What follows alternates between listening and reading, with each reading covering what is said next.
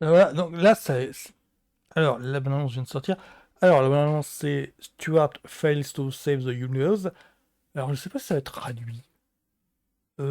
Stuart échoue à sauver l'univers. Alors, cette série-là, c'est un petit peu. Alors, c'est une série en streaming sur HBO Max. Alors, pour moi, c'est un petit peu l'occasion de parler de. Alors, une sitcom qui divise un petit peu la communauté geek. Mais pour moi, qui a tout mon. Que je valide, en fait. Que je valide totalement. Alors, c'est la sitcom, c'est The Big Bang Theory, hein. Voilà, c'est la Stewart. C'est la sitcom avec Sheldon Cooper, avec son pote. Ah, zut, comment il s'appelle? Howard, je crois que c'est ça. De geek passionné de pop culture, c'est comme ça. Enfin, c'est un petit peu le même type de pote que je vois. C'est la série date de 2000 et quelques. Moi, j'avoue que je l'ai découvert très tard parce que au moment où c'est sorti, moi j'étais enfin, j'ai écouté pas mal de retours que j'avais des potes et bah, la série était, enfin, en grosso modo, c'est que t'es un petit peu boycotté par les par les fans des comics parce que, enfin, les fans que je connaissais, parce que il y avait l'impression de, on se fout de notre gueule. Donc moi j'ai mis longtemps à la découvert et c'est le moment où Netflix est arrivé en France que là je l'ai découvert. Et donc j'ai pu voir de mes yeux euh, qu'est-ce qu'elle valait. Opinion personnelle, non, ce n'est pas une sitcom qui se moque des geeks, mais c'est simplement que euh, on rit avec. En fait, j'ai l'impression que c'est des geeks en fait qui rient avec les geeks. C'est-à-dire, je théorie toute personnelle, c'est que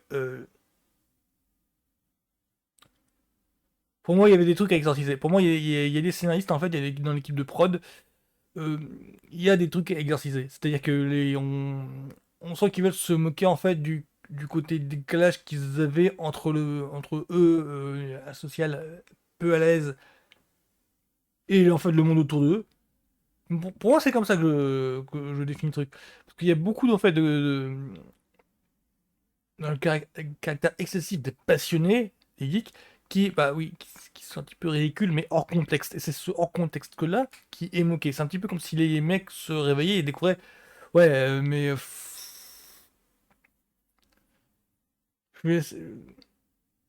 eux adultes en fait se moquent de eux, qu'est-ce qu'ils faisaient ados. C'est juste ça.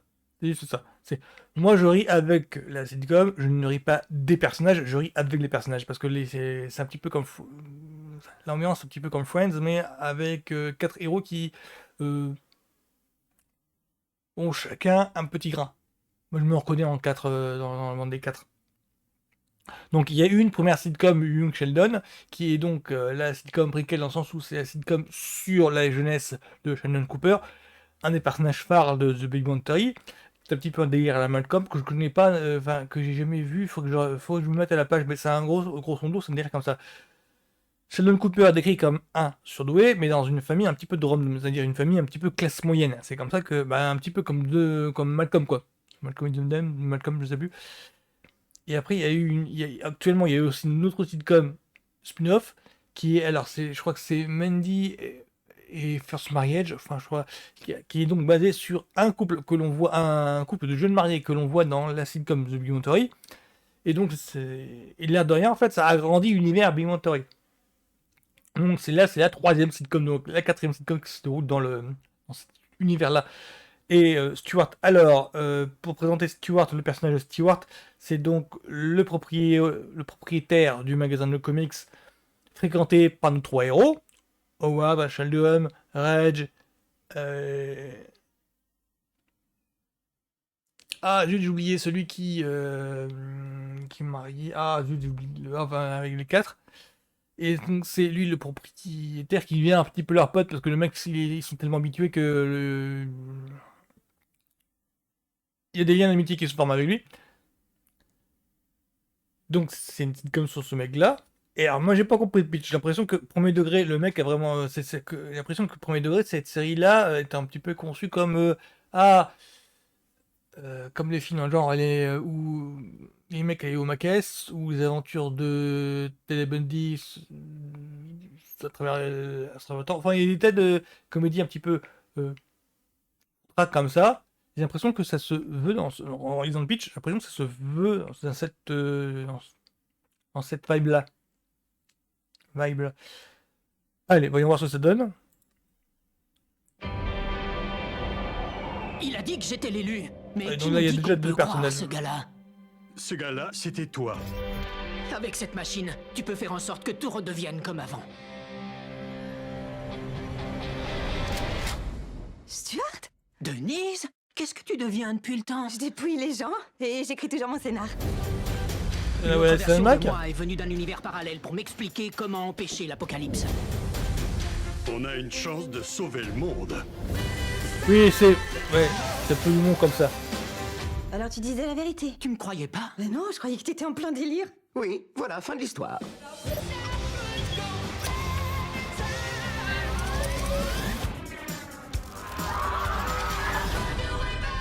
Je peux pas rester dans cet univers! Oh non, merci!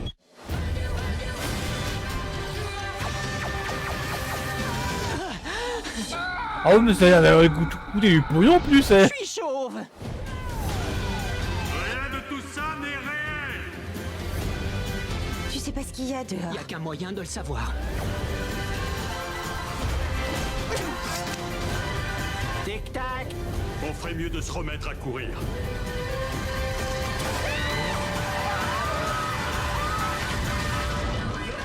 C'est quoi le plan? Eh ben, j'en ai aucun. Je débute un peu dans les films d'action. 24, ok, j'ai le temps. Bah, c'est marrant. Pas mal tout ça. Oui, là on est à fond dans le... un petit peu bordélique. C'est tout à fait... C'est typiquement le genre de film qui, en salle en fait, bide. Parce que je crois que le grand public, en fait, quand il voit le truc, non, je dépenserai pas un copec pour ce genre de film-là pour sortir salle, mais qui en VHS et en streaming peut cartonner grave. Parce que je pensais, alors comment ça s'appelle le premier film de... Ah, il y a un film où, enfin, je crois qu'il y a même deux films en fait. Keanu Reeves tout jeune, en duo avec un pote, un binôme, et donc en fait je crois que ça parlait, je crois que c'était autour d'une cabine téléphonique où les deux zigotos voyageaient dans le temps à travers une cabine téléphonique. Non, ce n'est pas Doctor Who, c'est autre chose. Et en fait, le mec était, les deux étaient un petit peu des bozos, c'est un petit peu des abrutis total. C'est un petit peu des Beavis and Butthead mais avant l'heure. Je crois que c'était ça. Et donc il leur arrivait des aventures mais vraiment extravagantes, dans le même esprit de ça. Mais j'arrive pas à me souvenir du titre sur les folles aventures de Bill et Ted Sauve le monde. Je crois que c'est un petit peu comme, je crois que c'est un petit peu un titre comme ça. Il y a aussi les mecs Hello Mackes, c'est des aventures un petit peu par Nawa qui arrivent à deux abrutis comme ça. Il leur arrive des tas de trucs, mais ils n'ont pas la présence d'esprit de... Bah, s'ils racontaient ça, on pourrait pas les croire. C'est ce qui arrive là. Sauf que nous, on parlait le réel, en fait, l'histoire, c'est par le principe que si, ça leur arrive pour de vrai. C'est un petit peu le genre de truc que, voilà.